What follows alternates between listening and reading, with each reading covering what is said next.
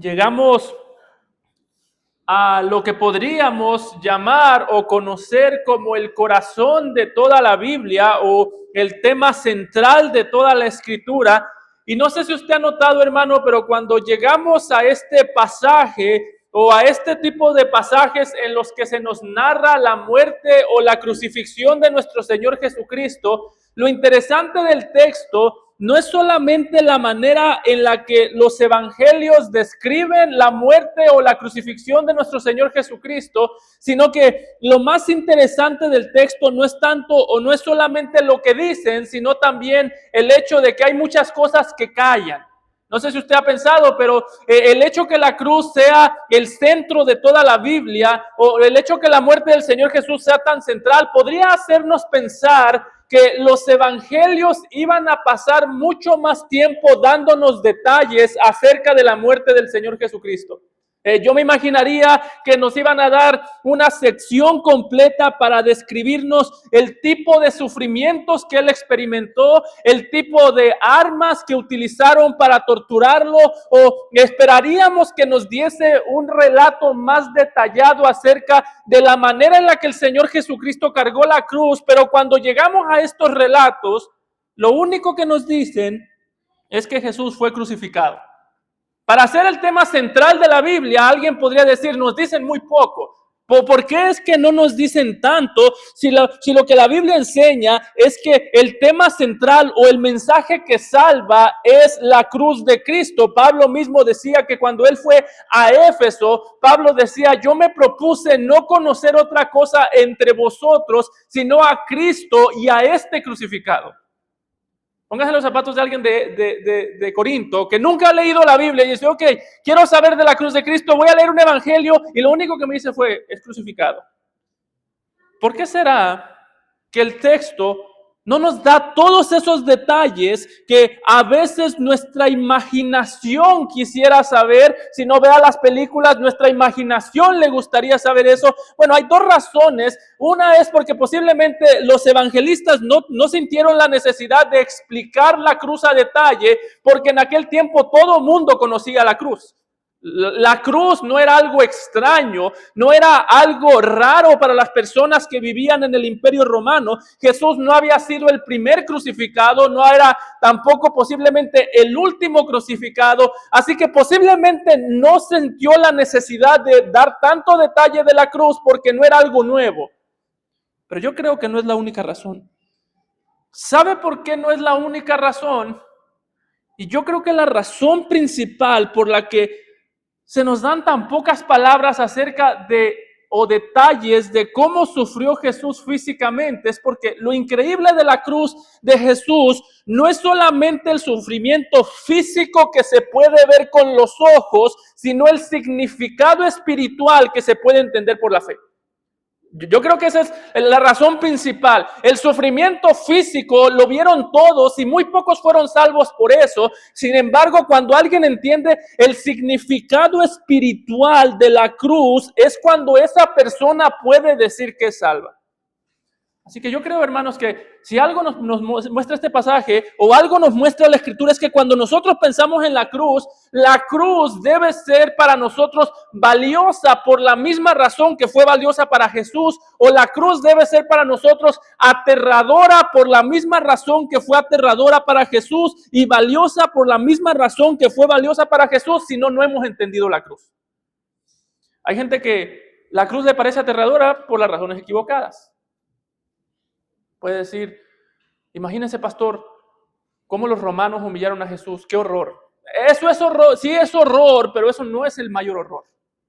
Ese no es el mayor horror de la cruz. De hecho, Jesús mismo nunca expresó horror porque los romanos lo iban a torturar. Cuando él estaba en el Getsemaní, él dijo, Padre, si es posible, tú pasa de mí esta copa. Señor, lo que me aterroriza no es Roma, lo que me aterroriza es tu santidad.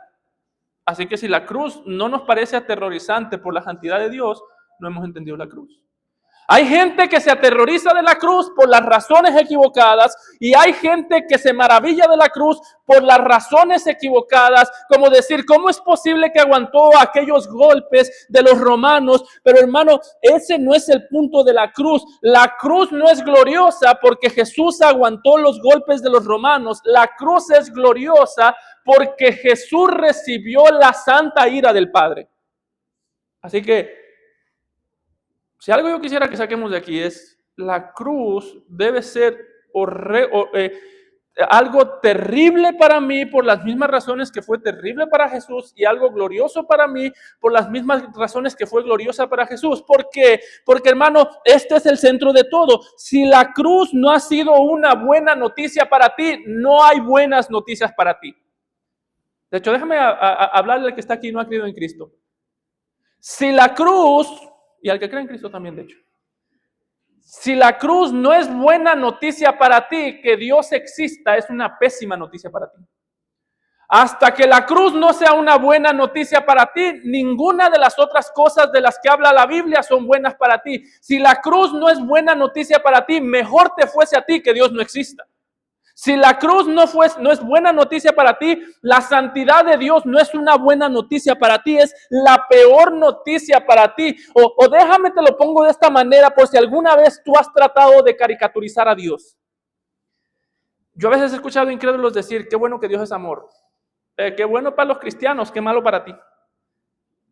Si la cruz no ha sido una buena noticia para ti por fe, el amor de Dios es un peligro para ti. ¿Sabes por qué? Porque el amor de Dios por naturaleza aborrece todo lo pecaminoso. Para que Él pueda amar o su amor se manifiesta en el odio de lo pecaminoso. Es lo que dice el Salmo en Salmo 5:5. Aborreces a todos los hacedores de maldad. Es lo que dice el Salmo 7 cuando dice que el Señor tiene listo su arco para destruir al impío, para destruir al que hace la maldad. El Dios de amor es un peligro para ti sin la cruz.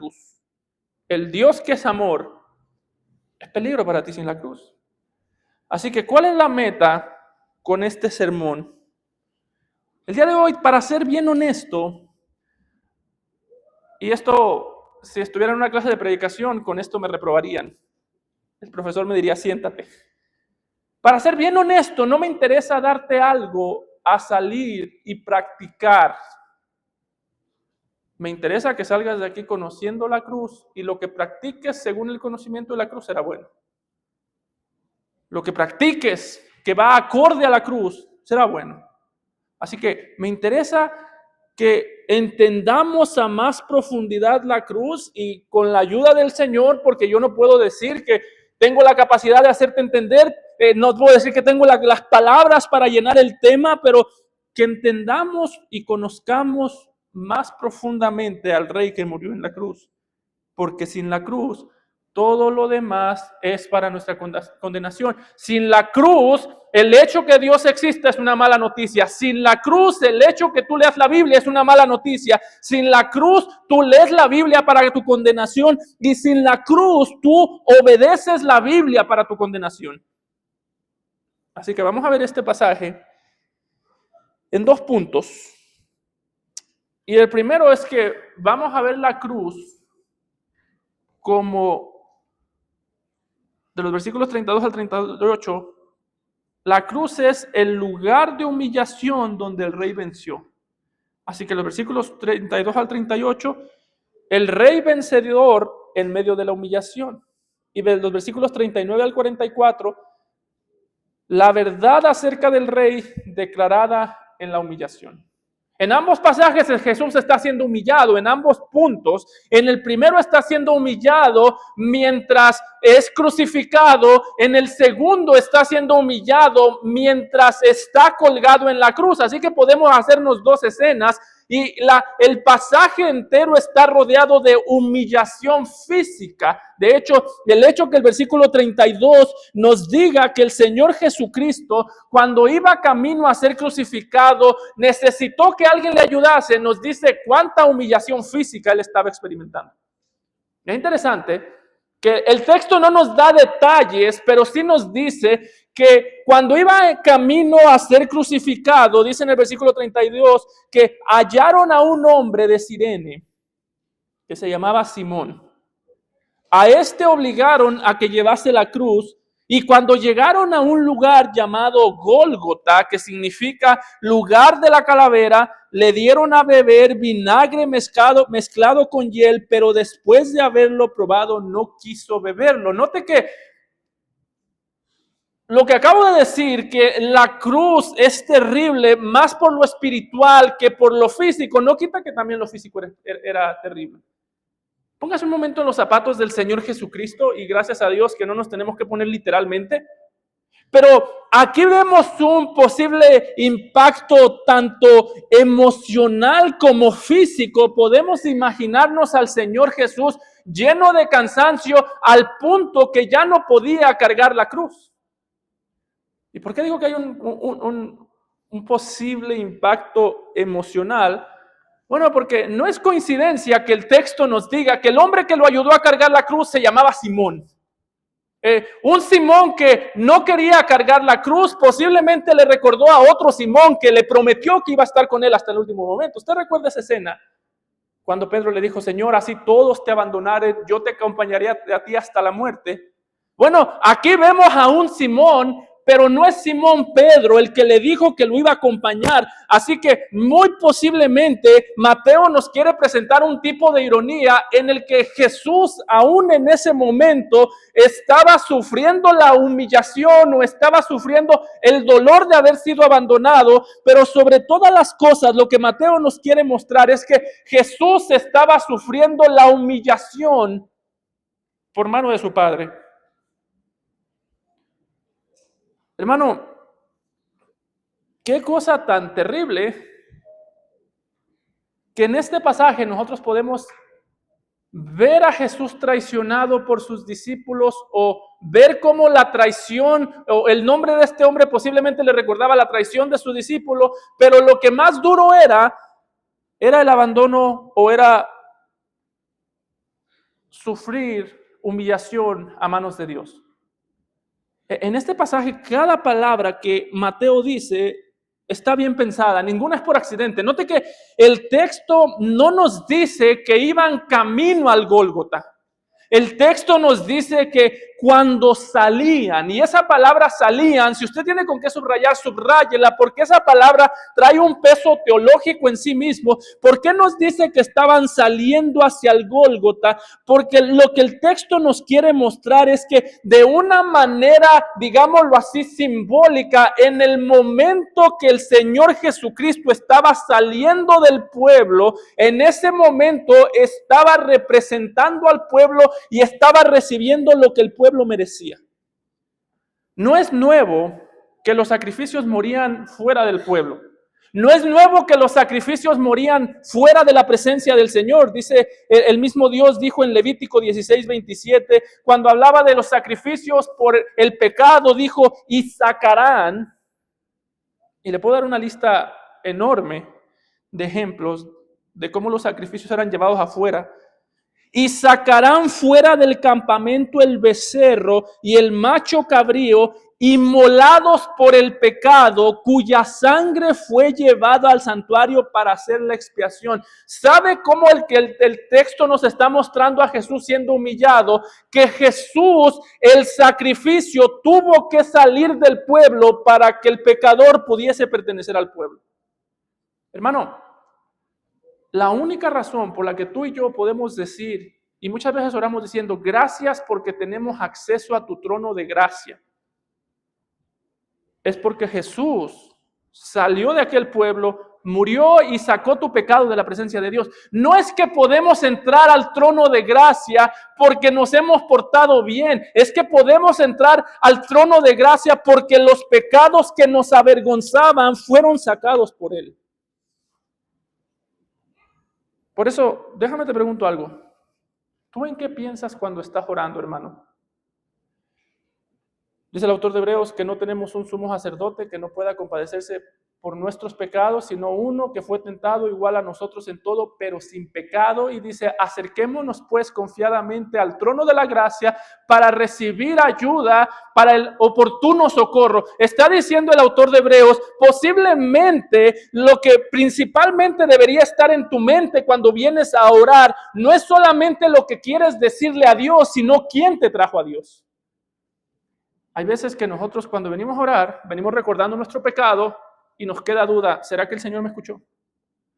O venimos recordando nuestra necesidad y nos queda duda, ¿será que el Señor me escuchó? Hermano, ven recordando a Cristo y la pregunta no será, ¿será que el Señor me escuchó? La pregunta será, ¿cómo no habría de escucharme si Jesús ya sangró en mi lugar?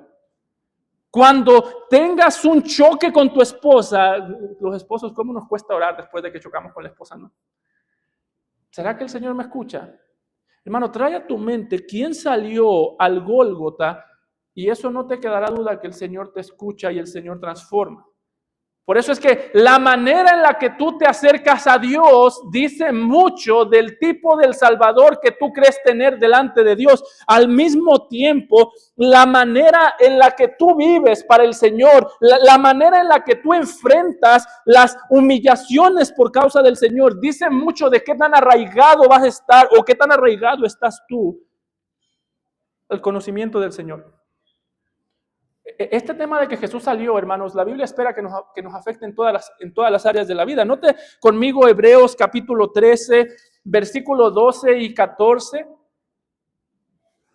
¿Por qué es tan importante que Jesús salió afuera y sufrió afuera? Dice el autor de Hebreos en Hebreos 13, 12 y 14, por lo cual también Jesús, para santificar al pueblo mediante su propia sangre, y note que dice, para santificar al pueblo mediante su propia sangre, padeció fuera de la puerta.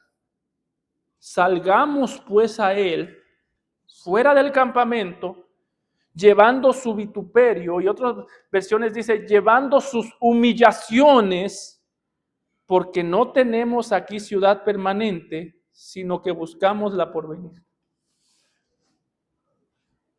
¿Qué quiere decir que Jesús salió para ser humillado, pastor? Hermano, que tú debes estar dispuesto a salir para ser humillado por Él. Que tú debes estar dispuesto a salir para que el mundo lo conozca a Él por medio de tu debilidad. Yo creo que no hay un tema más chocante para nosotros que ese, hermano. Hermano, ¿qué es lo primero que usualmente tú quieres hacer cuando se comete una injusticia contra ti? Defenderte. ¿Qué es lo que más nos molesta a nosotros a veces? Muchas veces nuestro mayor queja es decir, yo no soy el tonto de nadie. O yo no soy el títere de nadie. Hermano, nota que aquí el texto nos está diciendo que el Señor Jesucristo espera y demanda que así como Él sufrió por ti y fue humillado por ti, tú estés dispuesto a ser humillado por Él. Así que no hay nada más contrario a la Escritura que ser un cristiano que todo el tiempo está buscando defenderse. No hay nada más contrario. No hay nada más contrario a la Escritura que ser un cristiano que todo el tiempo está buscando defenderse y todo el tiempo está buscando quejarse cuando sus derechos no son respetados. No estoy diciendo que debes disfrutar cuando alguien no respete tus derechos. Estoy diciendo, hermano, que la cruz está tan unida a nosotros que las humillaciones de la cruz deberían ser vistas como algo normal por nosotros. Hermano, mira cómo es de interesante la cruz. Te garantiza dos cosas: que vas a estar con Jesús en gloria cuando vayas al cielo y que vas a ser humillado por Él en la tierra. Esas son las dos cosas que la cruz garantiza. Que vas a estar en gloria, que vas a estar en el cielo con Él y que vas a sufrir debilidades y humillaciones en la tierra por Él. ¿Y sabes qué es lo peor? Que Dios, para utilizarte a ti, no te va a exaltar ante los hombres, sino que muchas veces va a permitir que seas humillado por los hombres. Oh, pastor, pero también por los incrédulos. Sí, por los incrédulos principalmente.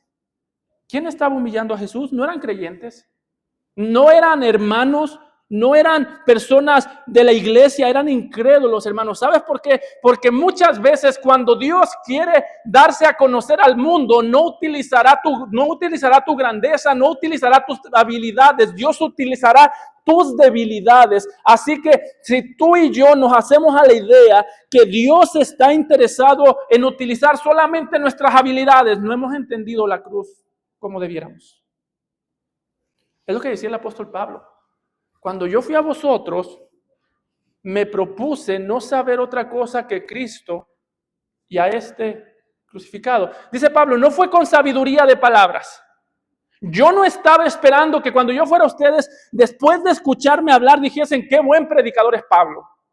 Yo estaba esperando que ustedes dijesen, qué malo para hablar es Pablo, pero qué gran salvador tiene Pablo.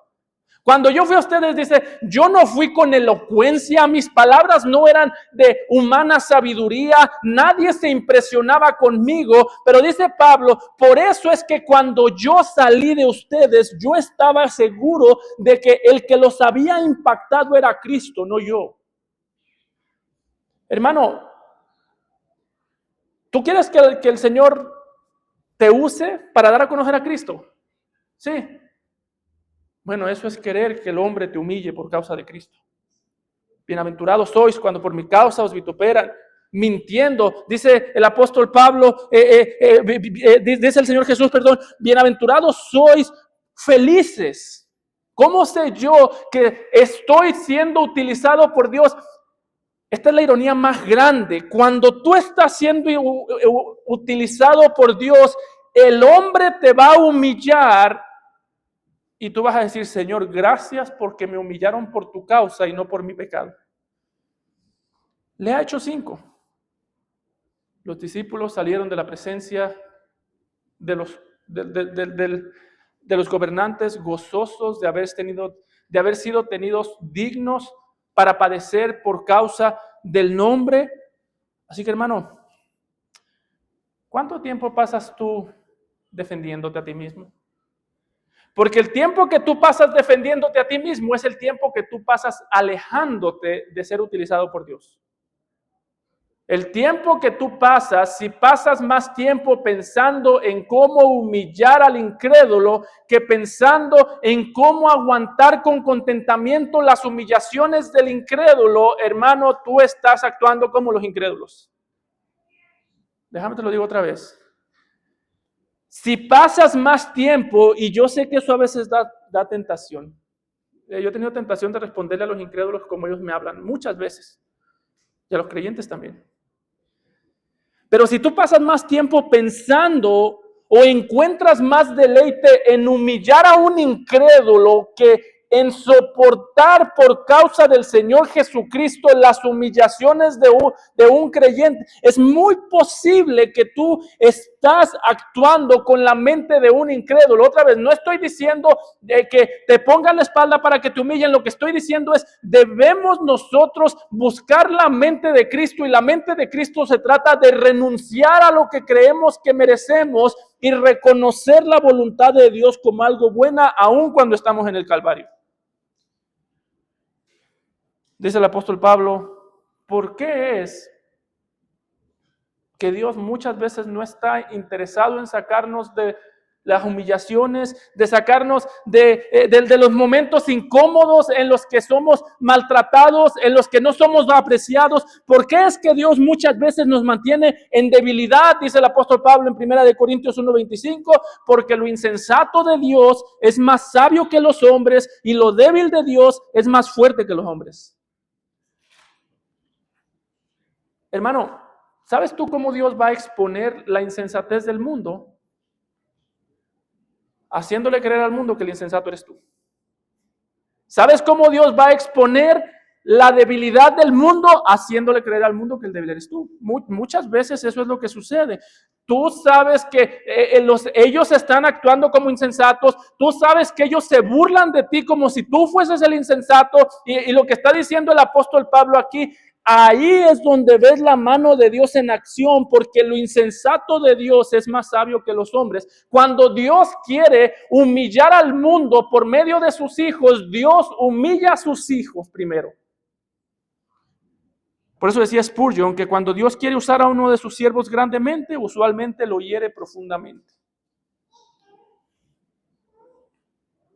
Cuando Dios va a usar a uno de sus siervos grandemente, usualmente lo hiere profundamente. Por eso es que los cristianos no se ven increíbles. Usted vaya y hable con un incrédulo y dígale, la persona que yo más admiro fuera de los apóstoles y el Señor Jesús, dígale el nombre de un teólogo que usted admire. A Juan Calvino ellos van a decir, ¿quién sabe quién es? Y tampoco me interesa. Admiro a tal cristiano, a mí no me interesa, yo no lo admiro, yo creo que está medio loco. Hermano, ¿por qué? Porque los cristianos, es en nuestra debilidad que Dios nos va a utilizar para exponer la pecaminosidad del mundo. Es lo que vemos en el Señor Jesucristo. No hay un hombre que haya sido más utilizado por Dios y no hay un hombre que haya sido más herido por Dios y no hay un hombre que se haya defendido menos cuando estaba sufriendo las injusticias bajo la voluntad de Dios. Eso debería decirnos algo de nuestra vida cristiana. Ningún hombre ha sido usado más que Jesús. Y ningún hombre se ha defendido menos que Jesús. Jesús es el único, dice el apóstol Pedro, que cuando lo golpeaba, no golpeaba. Cuando lo maldecía, no maldecía. Y que cuando lo injuriaba, no se defendía, sino que encomendaba su causa a aquel que es justo.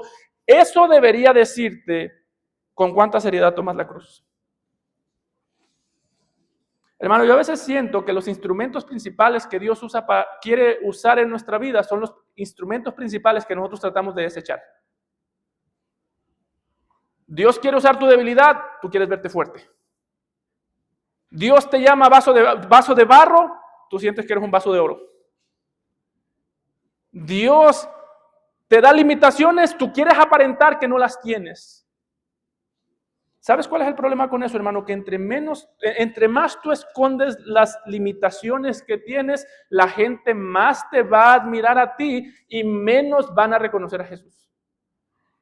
Entre más tú escondes tus limitaciones, la gente más te va a admirar a ti y menos usado vas a ser tú por Jesús. Matrimonios, entre ustedes más esconden sus limitaciones, sus imperfecciones, sus choques, su pecado, la gente más va a decir, qué matrimonio tan perfecto, y la gente más te va a admirar a ti, la gente menos va a querer escuchar de tu Salvador porque suena demasiado perfecto para ellos. Por eso Pablo decía, tenemos este tesoro en vasos de barro, para que la excelencia sea de Dios y no nuestra. Y por eso es que el texto nos muestra aquí a un Salvador que quiere que nos identifiquemos con Él por este momento. Piénselo de esta manera, hermano. Hay muchos momentos en la vida de Jesús con los que nosotros nos podríamos identificar. Su nacimiento. Pablo pudo haber dicho, yo me propuse predicar entre ustedes y no saber nada que a Cristo nacido en un pesebre, o que a Cristo nacido y nacido en un pesebre. El pesebre, humildad, así que sean humildes, pero eso no es lo que más nos mandan a identificarnos, aunque ciertamente el pesebre comunica la humildad del Señor. Pudo haber dicho, me propuse y no conocer nada entre vosotros, sino a Jesucristo y a este resucitado, victorioso, así que andamos en victoria, pero eso no es lo que dice Pablo. Pablo dice a Cristo y a este crucificado. ¿Por qué? Porque cuando Dios quiere comunicar vida por medio de sus siervos, usualmente les hace sentir la muerte a sus siervos. ¿Quieres que Dios comunique vida a través de ti? Prepárate para experimentar cómo Él va a hacerte sentir muerte a ti, hacer morir lo terrenal en vosotros, cómo va a hacer morir al viejo hombre, cómo va a desangrar al viejo hombre. ¿Quieres que tu corazón comunique vida? Prepara a tu corazón para experimentar la muerte. Eso fue lo que pasó con Jesús. Note que todo lo que Jesús estaba haciendo era traer vida, pero él estaba experimentando muerte. Note el versículo 33, nos dice que llegaron al Gólgota, al lugar de la calavera. Ahora, no sabemos muy bien por qué a este lugar le llamaban el lugar de la calavera. Lo que sí sabemos, hay varias opciones. Una es, dicen, la montaña tenía forma de calavera. Parecía una calavera y el monte, posiblemente. Otra es, ahí habían crucificado a tanta gente, habían muertos, había tantos muertos que ya identificaban por causa de la muerte, ya identificaban ese lugar con una calavera porque había tanta gente había muerto ahí. Posiblemente. No lo sabemos, hermanos. Lo que sí sabemos es que no era un lugar de honor. Era un lugar de vergüenza. Era un lugar vergonzoso que posiblemente lo pusieron ahí para hacer de él un ejemplo y que las personas que lo vieran supieran, esto le va a pasar a los que se comporten como él. Era una manera en la que el mundo se iba a avergonzar de Jesús. ¿Y qué cosa, hermano? ¿Qué es lo que Dios espera que nos atraiga a Jesús? ¿Sabe qué es lo irónico? Que me va a escuchar decir que esto es irónico, porque este es uno de los pasajes más irónicos de toda la Biblia. ¿Sabe qué es lo irónico aquí? Que en aquel momento que Jesús estaba muriendo en humillación y en debilidad, en el lugar de la calavera, la gente pensaba que las palabras de Jesús estaban con él, estaban muriendo con él. En el lugar de la calavera, el diablo podía pensar que las promesas estaban muriendo con Jesús. Pero hermano, en aquel lugar de la calavera, la cabeza de Satanás estaba siendo pisoteada. Yo creo que por eso le pueden decir el lugar de la calavera. Porque ahí la calavera de Satanás fue pisoteada. Dios mismo había dicho cuando prometió a un Salvador, pondré enemistad entre ti y la mujer y entre tu simiente y la simiente suya. ¿Y cuál era la promesa? Que la simiente de la mujer, Jesús, a Satanás lo herirá en la cabeza y tú le herirás en el calcañar. No quiero ser dogmático con esto, pero yo creo que posiblemente los apóstoles, conociendo Génesis como lo conocían, posiblemente le llamaban el lugar de la calavera porque en aquel lugar en el que Jesús estaba asolado, en aquel lugar en el que Jesús estaba debilitado, pero la cabeza de Satanás estaba siendo pisoteada. Y por eso es que dice Pablo, lo débil del hombre, lo débil de Dios es más fuerte que los hombres. Hermano, si Jesús fue humillado para poder servir a Dios, deja de huir de la humillación. Hermano, deja de querer tener la razón todo el tiempo. Casi siempre los problemas más grandes que nosotros tenemos es porque sentimos que tenemos la razón, porque sentimos que somos justos, o muchas veces la razón, lo irónico de la vida cristiana es que adoramos a un Salvador que siendo Dios se hizo hombre cuando en realidad nosotros somos hombres que siendo hombres quieren ser tratados como dioses. Esa es la raíz de nuestro problema.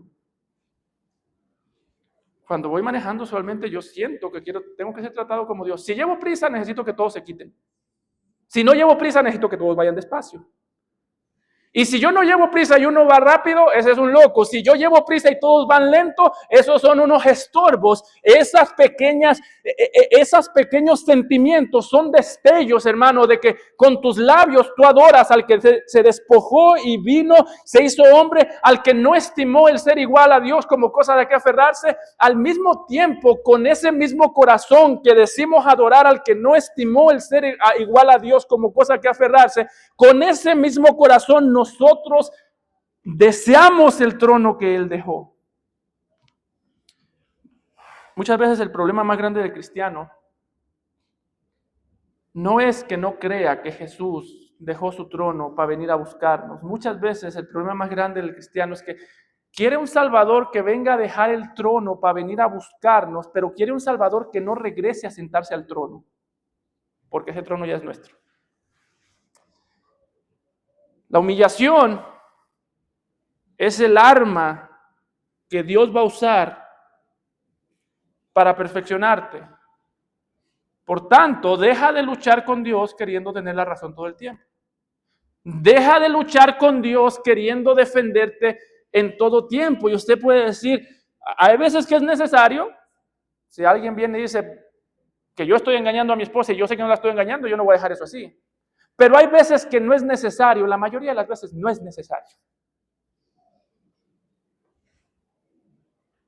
La realidad de las cosas es que la mayoría de las veces nosotros nos defendemos a nosotros mismos porque tenemos en muy baja estima la cruz. Y note que aquí yo no estoy diciendo, hermano, que lo glorioso de la cruz no es que Jesús sufrió, sino cómo sufrió. Note que el texto nos dice que Jesús estaba sufriendo humillaciones y nos es muy explícito, no tanto en las humillaciones físicas, sino en las espirituales. En el versículo 35 nos dice que Él fue crucificado, no nos da detalles de las humillaciones físicas, pero inmediatamente describe o cita el Salmo 22, 18, cuando nos dice que Jesús sufrió las humillaciones de ser despojado de sus prendas. Igual que David en el Salmo 22, 18. Es una manera de sufrir sin experimentar misericordia. Quiere decir, nadie estaba teniendo misericordia del Señor Jesús.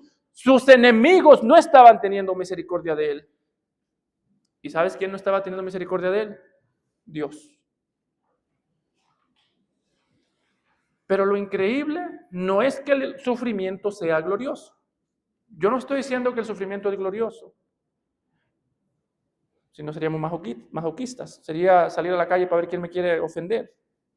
Yo lo que estoy diciendo es que lo glorioso de la cruz no es que Jesús sufrió, sino cómo sufrió. De hecho, la razón por la que en el versículo 34 se nos dice que le dieron a beber, que le dieron a beber algo para que le calmara el dolor, o le dieron a beber vinagre mezclado para que le calmara el dolor. Y el texto nos dice que cuando le dieron a beber vinagre mezclado con hiel, después de haberlo probado, no quiso beberlo. Es lo que hace glorioso este sufrimiento.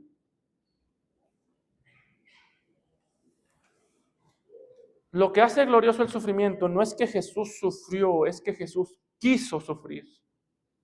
Él pudo haber tomado eso para que le calmara un poquito el dolor. Posiblemente los soldados lo único que querían era calmarle el dolor para torturarlo por más rato.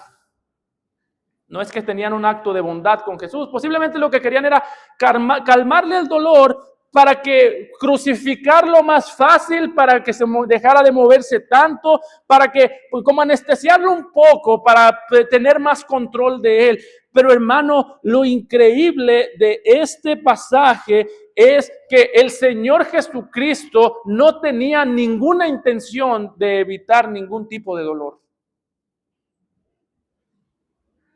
A veces cuando nosotros pensamos en el gozo del Señor Jesucristo en la cruz, pensamos que el gozo de Jesús es que la cruz no le dolía.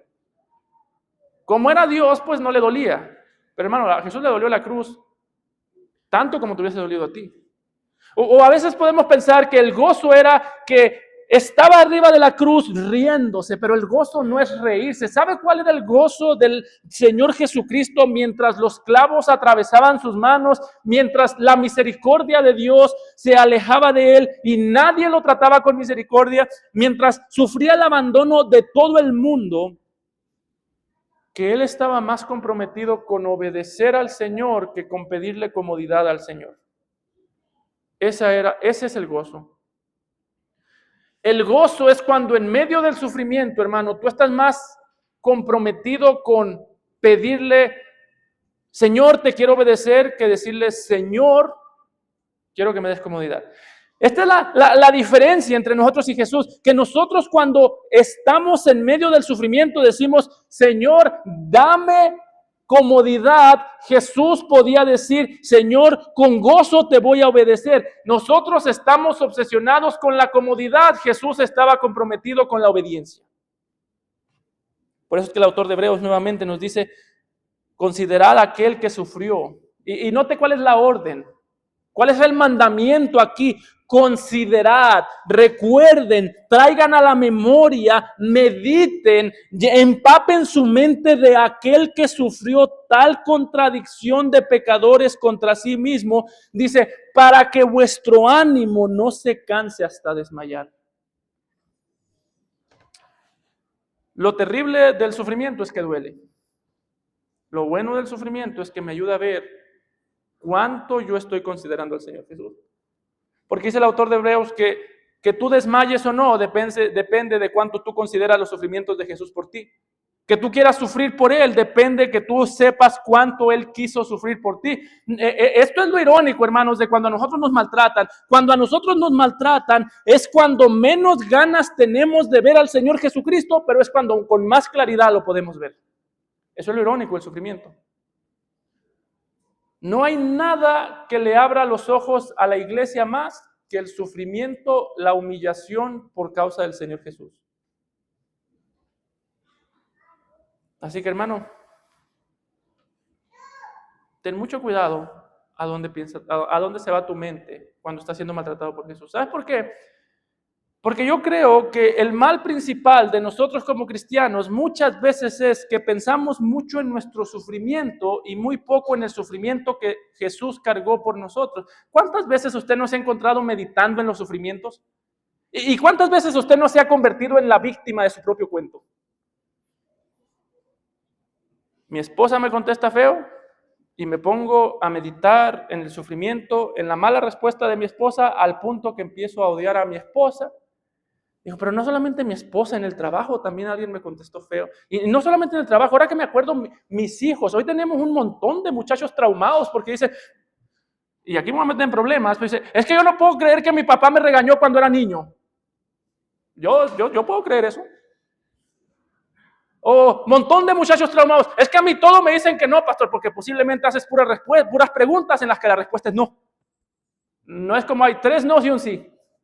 No, si todas tus preguntas son un no, todas las respuestas van a ser un no. Si todas las preguntas son malas, todas las respuestas van a ser negativas, mejor dicho, más claro. Y aquí voy con esto, que cuando nosotros dejamos de pensar y meditar en Jesús, nosotros empezamos a creer que la principal víctima del mundo somos nosotros. Dice el autor de Hebreos, eso se llama desmayar, eso se llama desanimarse de una manera pecaminosa. Entonces, ¿cómo es que empieza el ánimo? Considerar a aquel que sufrió, considera los padecimientos de Cristo, entiende los sufrimientos de Cristo y tus sufrimientos serán un gozo porque estarás más comprometido con la obediencia que con la comodidad. Así que ten mucho cuidado, hermano. Jóvenes, tengan mucho cuidado en creer que ustedes son la víctima del mundo. Sí, son víctimas de algunos, pero ese no es su primer problema. Su primer problema, ¿saben cuál es? Que ustedes son victimarios. Pastor, es que mis amigos me traicionaron. Tú también traicionas a tus amigos, no te preocupes. Mi papá se equivocó. Tú también. Sufrí injustamente. Tú también has traído sufrimiento injusto. Entonces, ¿qué hacemos? ¿Nos victimizamos todos o todos volteamos al justo? Considerad aquel que sufrió. ¿Por qué? Porque el mundo en el que vivimos es oscuro, pero Él dijo, yo soy la luz del mundo, el que me sigue no andará en tinieblas. La luz las tinieblas de tu corazón serán vencidas cuando en tu mente haya más de Cristo y menos de ti. Cuando en tu mente conozcas a Cristo como el Rey, las tinieblas en tu corazón desaparecerán, irán desapareciendo, porque como te he dicho, en el medio de la aflicción es cuando más claro vas a ver a Jesús. En medio de la aflicción es cuando más duro predicó Dios el nombre de su Hijo. Nota cómo continúa diciendo en los versículos 37 y 38. Cuando estaba en aflicción, cuando todo parecía aparente debilidad, aparente destrucción, dice que pusieron su cabeza, su causa escrita. Y la causa decía, en el momento más débil, ¿qué se predicó acerca de Jesús? Este Jesús, el Rey de los judíos.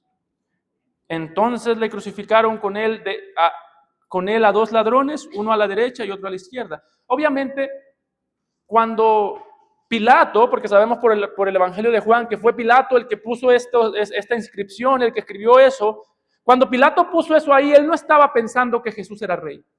Él se estaba burlando de Jesús y de paso se estaba burlando de los judíos, diciéndole, mandándole un mensaje, como decimos, una cachetada con guante blanco a los judíos, diciéndoles, si eso le hacemos a su rey, imagínense lo que les podemos hacer a ustedes. Pero hermano, eso no quita que lo que Pilato puso ahí era verdad. Y eso no quita que el momento que Jesús más debilidad estaba enfrentando, más injusticia estaba enfrentando, más debilidad, más humillación, es el momento en el que la verdad más grande de todas estaba siendo predicada. Por eso es que la humillación, la injusticia, no deseamos nada de eso, no deseamos que nos humillen, no deseamos la injusticia, pero es el momento, hermano, en el que más claro vas a ver que Jesús es el Rey. Decía Timothy Keller que en muchas ocasiones tú no sabrás que Jesús es lo único que necesitas hasta que Jesús sea lo único que tienes. Jesús es lo único que necesitas. Lo aprenderás cuando Jesús sea lo único que tienes.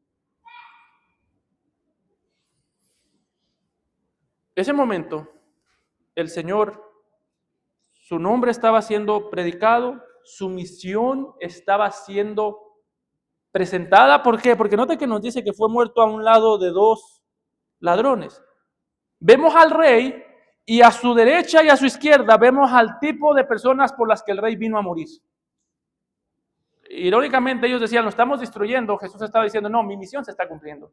Yo soy el rey y la cruz no me quita mi reino. La cruz no me va a hacer menos atractivo, sino que la cruz es el atractivo principal del rey. Él lo dijo en Juan 12:32, cuando hablando de la cruz dijo, y yo si fuere levantado de la tierra, si fuere levantado en la cruz, a todos atraeré a mí mismo. Jesús está diciendo, si mi cruz no te atrae, entonces no vengas.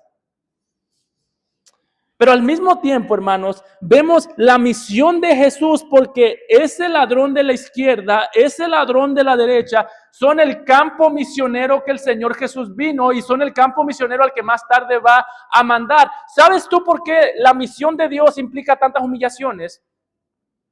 Porque te está mandando a amar a los que humillan, así como Jesús se identificó con los humillados. Es interesante, hermanos, esto que esto hace un eco a las palabras de la mamá de los discípulos antes. Si usted recuerda en Mateo 20:21, cuando Jesús estaba camino a la cruz, todavía apenas iban caminando hacia allá, hacia Jerusalén, la mamá de dos de los discípulos vino a decir, ordena que en tu reino se sienten estos dos hijos míos, el uno a tu derecha y el otro a tu izquierda.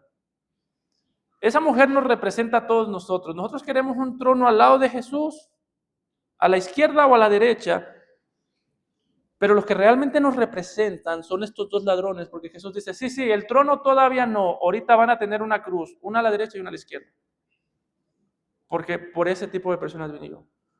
Sí, nos vamos a identificar con Él en gloria, pero antes nos tenemos que identificar con Él en humillación en la tierra.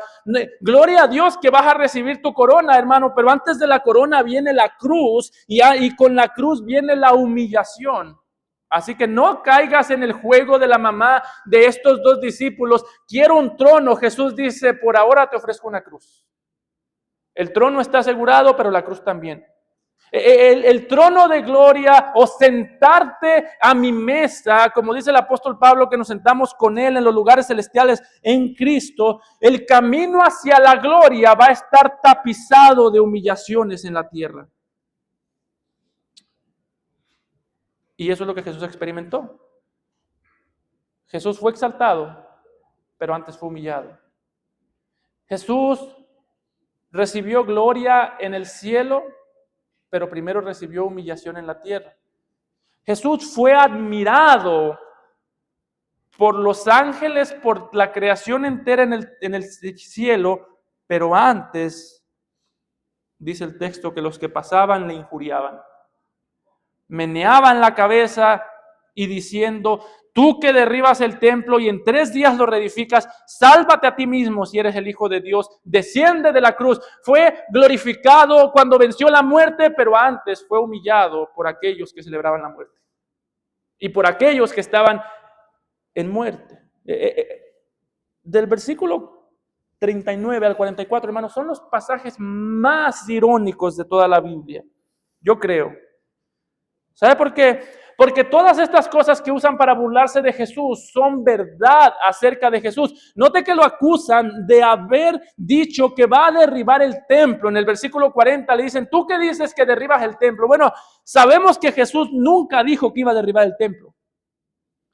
Pero sabemos que la muerte de Jesús sí terminó derribando el templo. 40 años más tarde el templo se destruyó. Y no solamente que se destruyó, sino que jamás volvió a ser necesario. Así que el templo fue derribado por medio de la cruz de Cristo mucho antes que fuese derribado por los romanos en el año 70. ¿Por qué? Porque aun cuando el templo estaba de pie, el templo ya no era necesario. El templo, cuando Jesús murió, el templo se convirtió en un estorbo. Por eso fue destruido. La muerte de Jesús, en un sentido, sí destruyó el templo, porque ya los sacrificios no eran necesarios. Y no solamente eso, Jesús mismo había dicho en Mateo 16, cuando habló de su iglesia, dijo, sobre esta roca edificaré mi iglesia. Así que no solamente Jesús, no solamente la muerte de Jesús destruyó el templo, sino que la muerte de Jesús en la iglesia comenzó a edificar el verdadero templo. Por eso que el apóstol Pablo, cuando habla del templo en el Nuevo Testamento, dice en Efesios 2:22 que en él, en Jesús, también ustedes son juntamente edificados. Ustedes, gracia eterna en Jesús, son juntamente edificados para morada de Dios en el Espíritu. Hermano, la cruz no nos dice que Jesús estaba comprometido con la iglesia. La cruz nos dice que Jesús está comprometido con la iglesia. Al punto que la sigue edificando el día de hoy. Que entre paréntesis, ¿tú quieres una motivación para comprometerte con la iglesia? Jesús está comprometido con ella. Jesús está comprometido con ella hasta la sangre. Espera que nosotros estemos comprometidos con ella hasta las lágrimas, mínimo. Aquí los que se burlan están predicando más verdad de la que saben. Dicen, tú dices que edificas el templo, que destruyes el templo y no puedes. Jesús no dijo nada, pero Jesús destruyó el templo con su cruz. Está edificando este templo, su iglesia. Así que, hermano, toma gozo en que la iglesia va a seguir siendo edificada independientemente de quién sea miembro, independientemente de quién sea el pastor. Si tú estás, no estás, la iglesia va a seguir siendo edificada. Si yo estoy, no estoy, la iglesia va a seguir siendo edificada. Decía, no recuerdo el nombre de este hombre, pero había un hombre que decía, George Mueller decía, que cuando el Señor nos quite de lo que sea que hagamos, nos daremos cuenta que éramos nosotros los que dependíamos de Él y no Él de nosotros. Se van todos los miembros de Gracia Eterna. Bueno, si el Señor quiere gracia eterna, aquí nos vamos a dar cuenta que los miembros dependían de Dios, no Dios de ellos. ¿Quién es el pastor? ¿Quiénes son los miembros? No importa. Nosotros dependemos de Él, no Él de nosotros. Aquí, estos burladores estaban usando las expresiones más llenas de maldad para predicar las verdades más grandes. De hecho, estaban tan sumergidos en la maldad que estaban sonando como Satanás. En el versículo 41 le dicen, si eres hijo de Dios, desciende de la cruz. Son las mismas palabras que Satanás usó en Mateo 4 cuando le dijo, si eres hijo de Dios, dile a estas piedras que se conviertan en pan. Más adelante, en los versículos 42 y 44, cuando se burlaron de él, la élite de la religión decían, a otros salvó, a sí mismo no se puede salvar. Si es el Rey de Israel, descienda ahora de la cruz y creeremos en él. Confió en Dios, líbrele ahora si le quiere, porque ha dicho, soy hijo de Dios. Lo mismo le injuraban también los ladrones que estaban crucificados con él. ¿Sabe qué es lo irónico de esto? Que eso era verdad. A otro salvó, a sí mismo no se puede salvar. Hermano, Jesús no se podía salvar a sí mismo. Sí, sí podía. Pero Jesús podía salvarse a sí mismo y al mismo tiempo salvarte a ti. No. Entonces eso es la verdad.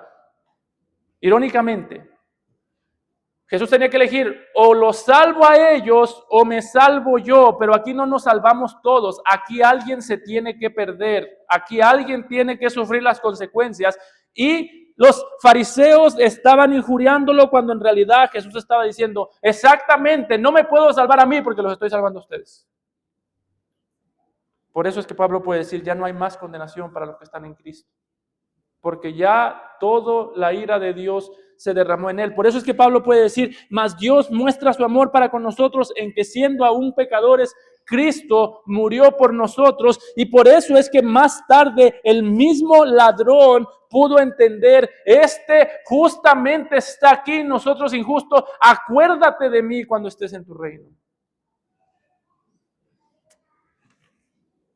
Hermano, tú quieres salir con gozo por estas puertas, recuerda que tú no te puedes perder porque Jesús no se quiso salvar. Recuerda que tú no puedes ser destruido porque Jesús decidió ser destruido en tu lugar.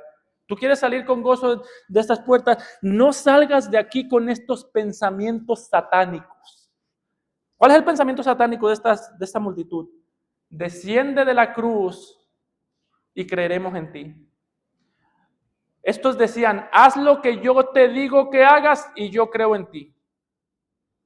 Hermano, no salgas con ese pensamiento de pensar que tú necesitas un Salvador que haga lo que tú le digas.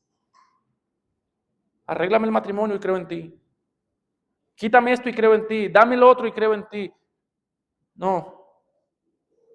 Los cristianos decimos, ya me lo diste todo en la cruz, yo creo en ti. Creo en ti. Creo en Jesús. Jóvenes, no crean en un Salvador que ustedes pueden manipular. Ese Salvador sí es real, sí existe y los va a llevar a la condenación. Es un Salvador falso, porque los salvadores falsos sí son reales, sí existen y terminan quitándote lo que te prometen. Déjame leer esto nuevamente. Dice el apóstol Pablo, mas Dios muestra su amor en ningún otro lado más que aquí, para con nosotros, en que siendo aún pecadores, Cristo murió por nosotros. Amado Padre, te agradecemos